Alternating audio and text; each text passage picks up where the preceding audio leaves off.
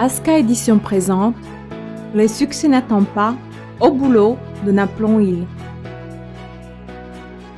Narration de Susanna Croma et Sergio Lobari. Chapitre 1. Une bonté sans limite.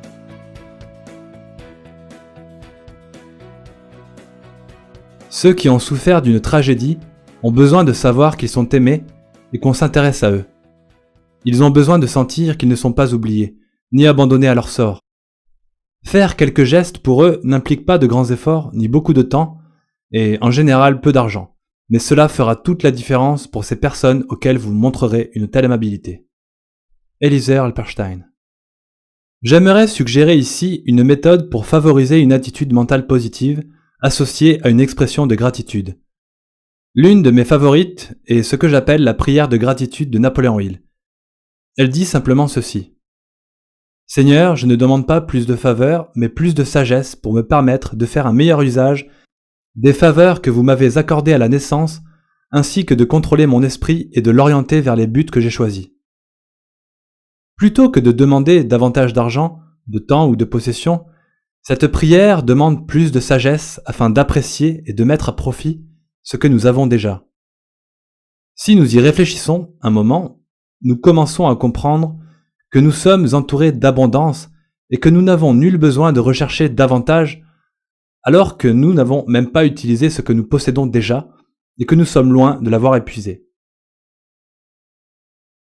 Tout ce que l'argent ne peut pas vraiment acheter, comme une famille en bonne santé, un emploi intéressant, la longévité, la sagesse et les amitiés de toute une vie, nous devons le reconnaître dans notre vie et remercier le ciel d'en bénéficier chaque jour. En récitant souvent cette prière, nous faisons savoir à notre subconscient que nous vivons déjà dans l'abondance et non dans la pénurie. Or, les pensées fonctionnent comme des aimants et attirent ceux à quoi nous pensons. Ainsi, des pensées positives de gratitude nous apporteront encore davantage dans nos vies. En général, nous trouvons ce que nous cherchons de la même manière quand nous réfléchissons aux raisons pour lesquelles nous pouvons éprouver de la reconnaissance dans notre vie, nous en recevons encore plus. L'objet de vos pensées, vous le suscitez. Les pensées positives de gratitude associées à une prière soutenue nous apportent souvent ce à quoi nous aspirons dans l'existence. La prière du Dr Hill n'est reliée à aucune confession. Elle est directe et pertinente et peut nous aider à améliorer notre vie. Mais afin de profiter de ce soutien, nous devons également agir dans la direction que nous avons choisie. Quand vous apprenez à demander l'aide d'une source qui vous est extérieure, les réponses apparaissent miraculeusement là où vous n'aviez jamais pensé à regarder, parmi les talents qui vous ont été accordés à la naissance. Là sont les vrais trésors. Là sont vos vrais trésors. Sortez-les du placard, époustez-les, astiquez-les, et mettez-les à contribution pour votre propre bénéfice et celui des autres. L'autosuggestion est la loi de l'attraction. Dr Napoléon Hill. Il existe une loi que nous pouvons appeler loi de l'attraction, selon laquelle l'eau cherche à atteindre son niveau d'équilibre et en vertu de laquelle toute chose dans l'univers recherche ses semblables. Si cette loi, qui est aussi immuable que la loi de la gravitation qui maintient les planètes à leur place, n'existait pas, les cellules qui permettent à un chêne de grandir pourraient s'échapper et se mélanger avec les cellules d'un peuplier, ce qui produirait un arbre mi-peuplier, mi-chêne. Mais nul n'a jamais entendu parler d'un pareil phénomène. Étudions encore un peu cette loi de l'attraction et voyons de quelle façon elle s'applique aux hommes et aux femmes. Nous savons que les hommes d'affaires qui réussissent et sont prospères recherchent la compagnie de leurs semblables, de même que le miséreux recherche lui aussi ses compagnons, et cela se produit tout naturellement, comme l'eau qui coule sur le flanc de la montagne. Les semblables s'attirent, c'est un fait indiscutable. Alors, s'il est vrai que les hommes recherchent la compagnie de ceux dont les idéaux et les pensées sont en harmonie avec les leurs, ne voyez-vous pas l'importance qu'il y a à contrôler et diriger les vôtres et ainsi à développer dans votre cerveau le type d'aimant, entre guillemets, adéquat pour attirer les autres vers vous? Et s'il est vrai que la seule présence d'une pensée dans votre esprit conscient a tendance à susciter une activité qui se trouve en rapport avec la nature de cette même pensée, ne voyez-vous pas l'avantage qu'il y a à sélectionner avec soin celles auxquelles vous permettez d'occuper votre esprit? Lisez ces lignes avec attention, pensez-y, et appropriez-vous leur sens profond, car nous en sommes à poser les fondations d'une vérité scientifique qui constitue la base même de toute réalisation humaine. Nous en sommes à préparer le voyage qui va vous permettre de sortir de la jungle du doute, du découragement, de l'incertitude et de l'échec. Et nous voulons que vous vous familiarisiez avec chaque centimètre de la route. Personne ne sait ce qu'est au juste la pensée.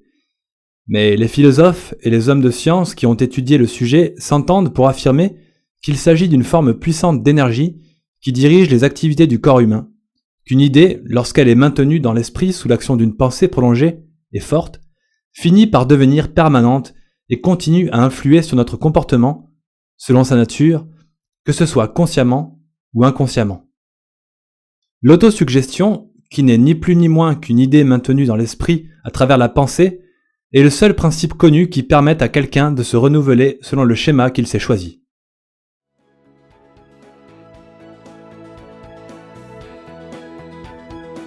Chapitre 2. Soyez votre meilleur exemple.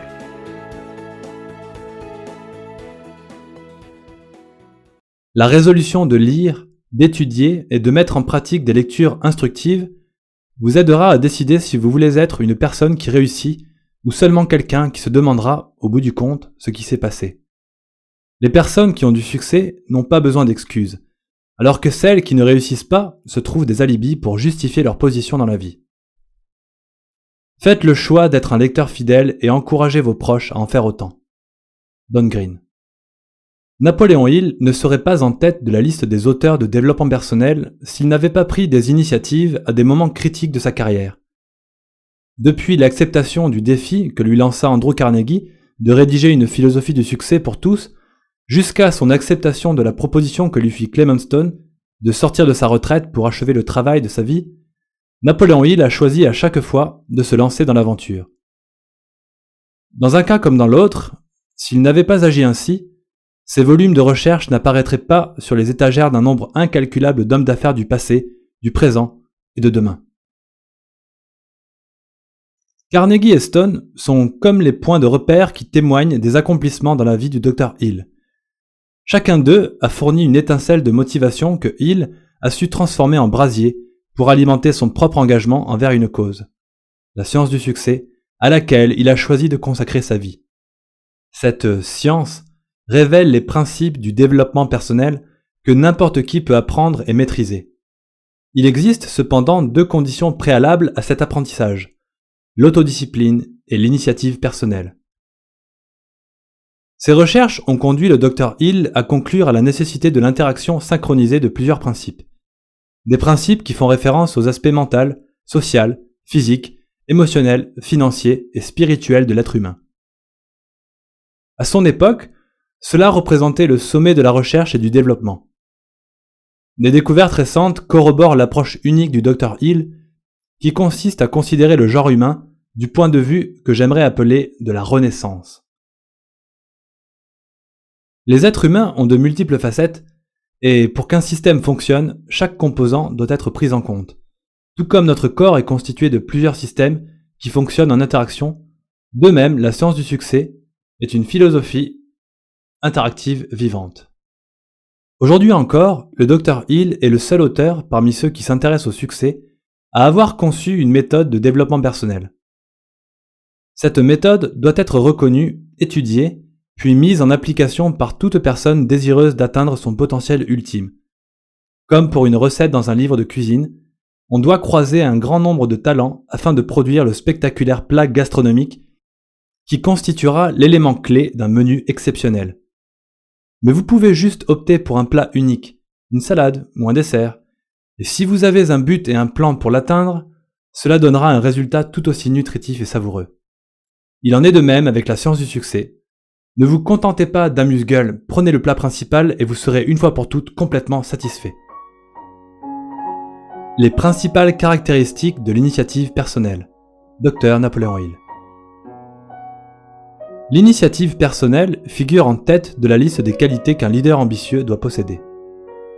Ces qualités sont l'initiative personnelle, l'adoption d'un objectif principal précis, un motif pour inciter à la poursuite d'un but bien déterminé, une alliance intellectuelle avec un mentor grâce à laquelle vous pouvez acquérir le pouvoir d'atteindre votre but déterminé, la confiance en soi, en rapport avec l'objet ainsi que l'importance de votre objectif principal, l'autodiscipline suffisante pour s'assurer la maîtrise de la tête et du cœur afin de soutenir vos motivations jusqu'à leur réalisation. La persévérance, basée sur la volonté de gagner, une imagination bien développée, contrôlée et dirigée, l'habitude de prendre des décisions précises et rapides, l'habitude de fonder ses opinions sur des faits connus plutôt que sur des suppositions, l'habitude d'en faire plus, la capacité de générer de l'enthousiasme à volonté et de le contrôler, un sens du détail bien développé, la capacité d'accepter la critique sans s'offusquer, la connaissance des 10 motivations de base qui inspirent toute action humaine,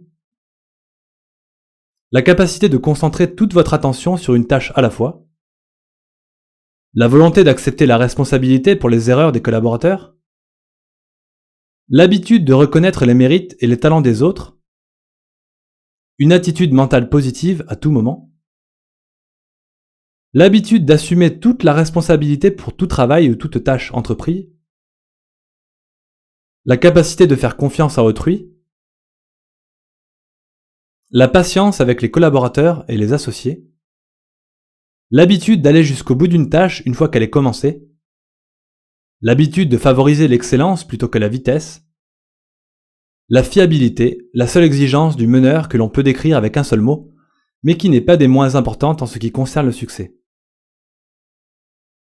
Certaines qualités de moindre importance peuvent être requises pour le leadership dans bien des domaines, mais celles qui sont énoncées ci-dessus figurent parmi les qualités indispensables à tout dirigeant compétent. Évaluez un dirigeant qui a réussi à l'aune de cette liste et observez lesquelles de ces qualités il met en application, qu'il le fasse inconsciemment ou non.